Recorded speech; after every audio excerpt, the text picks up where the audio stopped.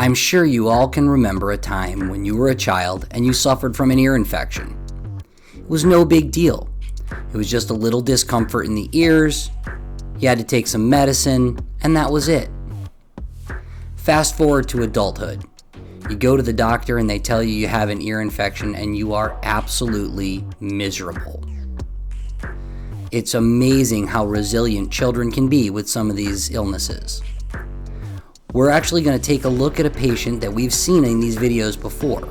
This patient suffers from adult chronic ear infections and utilizes PE tubes. You can see a little glimpse of it right there, that little blue back by the eardrum. We've worked with this patient for many years. What we're removing is a combination of earwax and some drainage from the middle ear. So as we get this stuff out of the way, we're going to be able to see the eardrum. We can see how it's a little bit discolored. And then we can see the blue PE tube. It's almost like a straw sticking through that eardrum.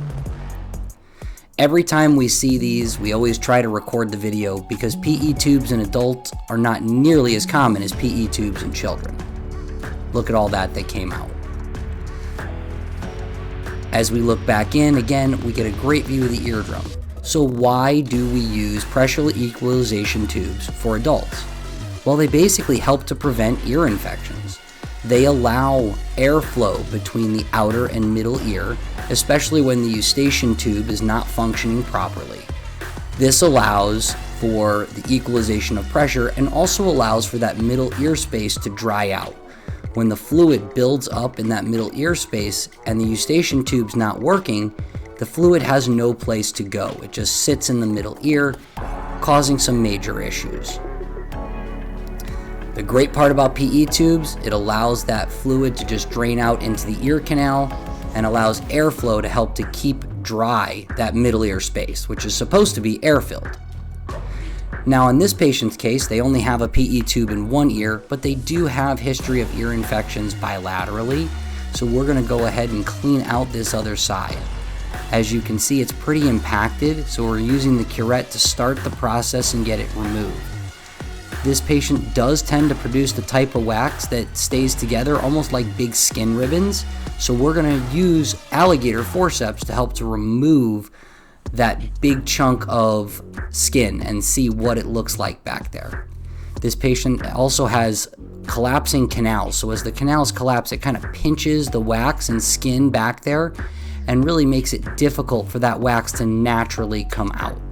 Even though the ears are technically self-cleaning, when you do have collapsing canals, sometimes that self-cleaning mechanism doesn't always work.